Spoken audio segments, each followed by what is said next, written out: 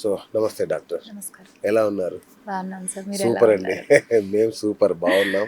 So మీరు super, మీ videos అన్నీ మేము చూస్తుంటాము, సోషల్ థ్యాంక్ యూ సార్. మీడియాలో హల్చల్ చేస్తుంటారు. సో చాలా అద్భుతమైన ఎక్స్పీరియన్స్ మీది. Thank you sir. సో ఎట్లా నడుస్తుంది మ్యామ్?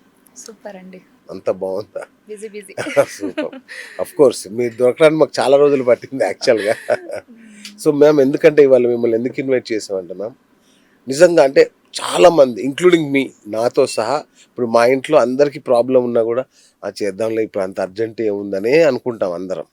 ఎందుకు మ్యామ్ ఇట్లాంటి ధోరణి అందరిలో, including me? Sir first of all awareness ఒకటి లేదు అని నేను అనుకుంటాను సార్. ఓకే, అంటే డెంటల్కి రావాలా అని కూడా చాలా మంది అడుగుతారు. కరెక్ట్. అసలు ఏమైనా ప్రాబ్లం ఉంటే కదండి వెళ్ళాలి అని అంటారు. కానీ మేమేం చెప్తామంటే ప్రతి 6 నెలలకు వచ్చారంటే ప్రాబ్లం రాకుండా ముందే కనిపెడతాం కదా, ప్రాబ్లం వచ్చాక ట్రీట్ చేసుకోవడం ఎందుకు అని మా డెంటిస్ట్లు మేము అంటాం. అవును, ముందే వచ్చి ఏం లేదు అంటే మీరు కూడా హ్యాపీ ఉంటారు కదా నెక్స్ట్ 1 ఇయర్. కరెక్ట్. కానీ కానీ అందరు మీ అంత మంచి డాక్టర్లు లేరేమో అని ఒక డౌట్ నాకు. అంటే అట్లేం లేదు సార్, ఉన్నారు. ఊరికే వచ్చినా కూడా ఏదో ఉందేమో అని భయపెడతారేమో అని ఒక భయం ఉంటుందిగా చాలా మందిలో. అలా కూడా ఉన్నారు అని నేను కూడా విన్నానండి. Yes. బట్ ఇప్పుడైతే చాలా మంది జెన్యూన్ గానే ఉంటున్నారండి. ఉంటున్నారా? ఇంకొకటండి, అంటే ఫస్టే అడిగేస్తాను, ఇంకా ముఖ్యమైన విషయాలు అడిగే లోపు. సో డెంటల్ ట్రీట్మెంట్ అనగానే చాలా భయపడిపోతారు. అమ్మో లక్షల్లో ఉంటుందేమో, ఇంప్లాంట్స్ అంటారు, ఏమేమో అంటారు, బాగా దోచేస్తున్నారని ఒక టాక్ అయితే ఉంది. సో మీరు దోచుకుంటారా లేదంటే ఏం చేస్తారు? మన ప్లాటినా డెంటల్లో అసలు ఏదైతే అవసరమో అదే చేస్తానండి. ఎందుకంటే Okay. Most of the thing నేనే కన్సల్టేషన్ చేస్తాను. అచ్చా, మన దగ్గర మొత్తం సీనియర్ స్టాఫ్ ఉన్నా కూడా ఓకే ఓకే, మోస్ట్లీ నేను ఎక్కడన్నా అవైలబిలిటీ లేకపోతే నా తప్ప. డాక్టర్స్ చూస్తారు. కానీ 99.99% నేనే కన్సల్టేషన్ చేస్తాను. ఓకే వాళ్ళ ప్రాబ్లం ఏంటి, అసలు వాళ్ళకి ఏం కావాలి అన్ని చూసే మనం ట్రీట్మెంట్ అనేది చేస్తాం. ఓకే, దోచేస్తారు అంటే అదంతా జనాల అపోహ అండి. అంతేనా? అంతేనండి, సూపర్, డెఫినెట్ సూపర్. గా. అంటే ఈ మధ్య విన్నాను మీ దగ్గర ఏ ఎనేబుల్డ్ సర్వీసెస్, లేదంటే ప్రీమియం డెంటల్ క్లినిక్, డెంటిస్ట్రీ, ఇట్లాంటి పదాలు ఉన్నాయి. అంటే ఇంకోటి అడ్వాన్స్డ్ టెక్నాలజీ, ఇవన్నీ Yes. ఉన్నాయి. సో ఇవన్నీ ఉంటే గట్టిగానే తీసుకుంటారు కదా అని ఇంకొక డౌట్. అవన్నీ ఉంటే గట్టిగా తీసుకుంటామని కాదండి. దానివల్ల పేషెంట్‌కి ఇప్పుడు ఎర్లియర్ మనకి పళ్ళ క్లిప్పులు పెట్టించుకుంటున్నా అవును, అంటే అవును. ఎత్తు పళ్ళు, వంకర పళ్ళు అలాంటి వాళ్ళకి క్లిప్పులు పెట్టించుకుంటే తర్వాత నా పళ్ళు ఎలా వస్తాయి అని చాలా మంది అడిగేవారు. మేము అవును. చూపించలేకపోయేవాళ్ళం. ఎందుకంటే ఓకే ఓకే, ఎర్లియర్ అంత డిజిటల్ డెంటిస్ట్రీ మన కరెక్ట్. దగ్గర లేదు కాబట్టి. అవును ఇప్పుడు మనకి 3D స్కానర్ వచ్చేసింది. అవును, ముందు పళ్ళు ఎలా ఉన్నాయి, తర్వాత స్కానింగ్ చేసిన తర్వాత వాళ్ళ పళ్ళు అవుట్కమ్ ఎలా వస్తాయి, వితిన్ 5 to 10 minutes లో మనం పేషెంట్కి చూపించగలుగుతున్నాం. రైట్. పేషెంట్ కూడా చాలా హ్యాపీగా ఫీల్ అయ్యి వాళ్ళు ట్రీట్మెంట్ చేయించుకోవడానికి కన్వర్ట్ అవుతున్నారండి. Okay okay, super. అంటే ఇంకొకటి మేడం, సరే ఇంకా నేను అడుగుతాను మాకున్న డౌట్స్. డెఫినెట్గా బట్ సార్. బేసిక్గా నాకు డౌట్ ఏంటంటే, చాలా మందిలో ఉన్న ఫీలింగ్ ఏంటంటే ఉట్టి పళ్ళే కదా, ఊడిపోతే ఊడిపోతాయి అంటే వీటికి మన బాడీకి ఏం కనెక్షన్ లేదు కదా అని ఒక అపోహలో ఉన్నారు. నిజంగా మన బాడీలోని ఏదైనా అవయవాల కంటే గుండెకి కానీ, జీర్ణ వ్యవస్థకు కానీ, వీటికి పళ్ళకి ఏమైనా సంబంధం ఉంటుందా మ్యామ్? డెఫినెట్గా 100% సంబంధం ఉందండి. ఇప్పుడు నార్మల్గా డాక్టర్స్ ఒక జనరల్ ఫిజిషియన్ దగ్గరికి వెళ్తే నోట్లోనే 80% డైజెషన్ అవ్వాలి అని అంటున్నారు. అంటే నోట్లో డైజెస్టివ్ సిస్టమ్ లేదు కదా, బాగా నవిలి తినాలి అని అంటున్నారు. ఓకే, నవిలి తింటేనే ఆ న్యూట్రియన్స్ అంతా బ్లడ్ స్ట్రీమ్లోకి వెళ్ళి మనకి బలం అనేది వస్తుంది. కరెక్ట్ సో పళ్ళే సరిగ్గా లేవనుకోండి, వాళ్ళు ఎలా నవిలి తింటారు, ఎలా డైజెషన్ కరెక్ట్గా అవుతుంది. ఓకే, సో ఇంకొక థింగ్ ఏంటంటే గమ్స్ లోపల ఏదైతే ఇన్ఫెక్షన్ ఉందో ఓకే, ఆ ఇన్ఫెక్షన్లో ఉన్న బ్యాక్టీరియా కానీ ఏదైతే ఉందో అది డైరెక్ట్గా బ్లడ్ వెజల్స్ నుంచి హార్ట్కి ట్రావెల్ అయ్యే ఛాన్సెస్ ఉంటుంది. అక్కడ ఏదైతే ఇన్ఫెక్షన్ ఉందో ఆ ఇన్ఫెక్షన్ డైరెక్ట్గా హార్ట్లోకి వెళ్ళి హార్ట్ డిసీజెస్ కాజ్ చేసే ఛాన్సెస్ 100% ఉంటుంది. అది రీసెంట్గానే ప్రూవ్ అయిందండి. సో సీరియస్గా?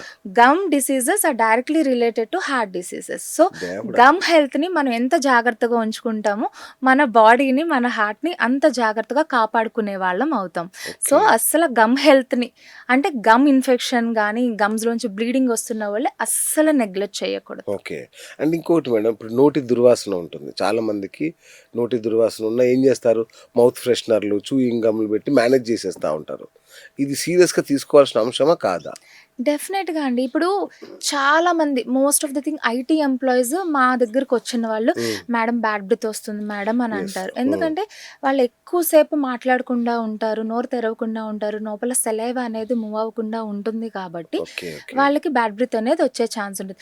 ఓన్లీ నోటి ద్వారానే బ్యాడ్ బ్రీత్ అంటే నోరు హ్మ్. హ్మ్. బాలేదు కాబట్టి ఓన్లీ బ్యాడ్ బ్రీత్ వచ్చింది అని అనుకుంటారు. హ్మ్. బ్యాడ్ బ్రీత్ రావడానికి చాలా రీజన్స్ ఉంటాయండి. ఫస్ట్ థింగ్ నోరు. ఓకే. అంటే పళ్ళు చూస్తాము. దాని హ్మ్. తర్వాత టంగ్‌ని జూస్తాం. టంగ్ ఓహ్! కూడా స్క్రేప్ జేసుకోరు చాలామంది. అవును. అట్లా సగం మందున్నారు. ఓకే. సో, ఆ పళ్ళు అంతా బావుంది. టంగ్ కూడా నీట్‌గా ఉంది. అంటే ఇంక మనం జనరల్ బాడీకెళ్తాం. గ్యాస్ట్రైటిస్ ఉన్నా, లంగ్ ఇన్ఫెక్షన్ ఉన్నా, థైరాయిడ్ ఉన్నా, హ్మ్. ఇంకా టాన్సిల్స్, న్యూమోనియా ఇలాంటివేమన్నా మన బాడీలో ఉన్నాయంటే బ్యాడ్ బ్రీత్ వస్తుందన్నమాట. మెయిన్ థింగ్ ఏంటంటే గ్యాస్ట్రైటిస్ అండి. ఓహ్! ఆ గ్యాస్ట్రిక్ అంటే గ్యాస్ ఇష్యూ ఉంది అంటే డెఫినెట్‌గా నోరంతా కూడా బ్యాడ్ బ్రీత్ వచ్చే అవకాశం ఉంటుంది. మనం నోరంతా క్లియర్‌గా ఉంచుకుంటున్నా అయినా ఆ! ఆ! నాకెందుకొస్తుంది, ఆ! ఎందుకొస్తుంది అని చాలామంది అవును. అనుకుంటారు. సో, ఫస్ట్ మేము ఇవన్నీ నోరంతా క్లియర్ చేసిన తర్వాత అప్పుడు జనరల్ హెల్త్ గురించి కూడా ఎళ్తామనమాట. In oh! కేస్ బాగా ఫుల్లీ గ్యాస్ట్రైటిస్ ఉంది అనుకోండి, అవును. నిమోనియా ఉంది అనుకోండి, ఫస్ట్ ఎళ్లి అక్కడ కూడా ట్రీట్ చేసుకోండి. ఓకే. అది క్లియర్ అయిపోతే మీ బ్యాడ్ బ్రీత్ కూడా క్లియర్ అయిపోతుంది అని మేము ఇన్ఫార్మ్ చేసి ఆ డాక్టర్‌కి రిఫర్ చేయడం వామ్మో! జరుగుతుంది. నోటి దుర్వాసన వెనక ఇంత స్టోరీ ఉందా? ఇంకా చాలా ఎక్కువుందండి. నేను అవునా? కొంచెమే జెప్పాను. వద్దండి భయపెట్టకండి. భయపెట్టట్లేదండి. ఆ! It's true. It's true. Correct. Correct. జనాలకెవరికీ తెలీదు. తెలీదు. ఓన్లీ అవును. పళ్ళు నేను రోజుకి 4, 5 సార్లు అవునండి. తోముకుంటున్నానండి. అవును. అయినా కూడా నాకు నోటి నుంచి బ్యాడ్ కొందరైతే బ్రీత్ బ్రష్‌లు ఉంది. అరిగిపోయేలాగా బ్రష్ ఇట్లా సగం అరిగిపోతాయండి. ఓ పావుగంట తోముతారు. అవునండి. అవును. ఎంతసేపు తోమాలండి అసలు? సో, కరెక్ట్‌గా బ్రషింగ్ టెక్నిక్ అంటే 2 నిమిషాలు చాలు. 2 నిమిషాలు. 2 నిమిషాలు అన్ని సర్ఫేసెస్ క్లియర్ అయినంత వరకు క్లీన్ చేసుకుంటే చాలు. నేను గంట సేపు చేస్తాను, అవును. అరగంట చేస్తాను అనేది వాళ్ళు నిజంగా చెయ్యరండి. నోట్లో పెట్టుకొని కూర్చుంటారు అని నేను అనుకుంటాను. ఓకే. అంత అవసరం లేదండి. ఆ పేస్ట్ తింటారా అండి? అంటే మింగితే ఏమన్నా అవుతుందా? ఎవరిష్టం వాళ్ళదండి. మింగితే ఏమి గాదండి. ఓకే. ఓకే. కాకపోతే మింగకూడదు. అదే హ్మ్. అంతేనా? ఓకే. ఏం గాదు. సో, మ్యామ్ ఇంకా అసలైంది ఏంటంటే పంటి నొప్పి అనగానే ఆ వచ్చే నొప్పి కంటే అక్కడ పీకేప్పుడు వచ్చే నొప్పి అది చాలా భయంకరంగా రక్తస్రావం గాని ఇట్లా అని చాలా భయపడతారు. ఆ తర్వాత చాలా రోజులు ఏం తినకుండా ఉండడం ఇట్లాంటిదంతా ఉంటుంది గదా! సో, మన క్లినిక్‌లో మన ప్లాటినా క్లినిక్‌లో పెయిన్‌లెస్ ట్రీట్మెంట్ అనేది ఏమన్నా ఉంటుందా? సార్ ఇప్పుడు మన ప్లాటినా డెంటల్‌లో అయితే 100% పెయిన్‌లెస్ ట్రీట్మెంటే ఓహ్! సార్. ఓకే. అసల పన్ను నొప్పొస్తే తీయడం అనేది it's a last option. First మనం పేషెంట్ రాంగానే అసల ఏంటి అనేది పేషెంట్ నుంచి ఫస్ట్ ఇన్ఫర్మేషన్ తీసుకుంటాం. Health condition okay. తీసుకుంటాం. ఓకే. దాని తర్వాత డెంటల్ చైర్‌లో కూర్చోపెట్టి ఒక ఇంట్రా ఓరల్ కెమెరా ఉంటుంది. ఓకే. నేను చూసిన తర్వాత ఒక హ్మ్. ఇంట్రా ఓరల్ కెమెరాలో పిక్చర్స్ అన్నీ క్యాప్చర్ చేసి పేషెంట్‌ని మళ్ళీ చైర్‌లో కూర్చోపెట్టి, "మేడం ఇది ప్రాబ్లమ్. ఇంత పుచ్చుంది కాబట్టి అది ఎంత వరకు ఉందనేది ఒకసారి ఎక్స్‌రే తీసుకుందాం" అని చెప్పి ఎక్స్‌రేకి పంపించి, ఎక్స్‌రే వచ్చిన తర్వాత, "మేడం దీనికి ఇది ఇష్యూ ఉంది."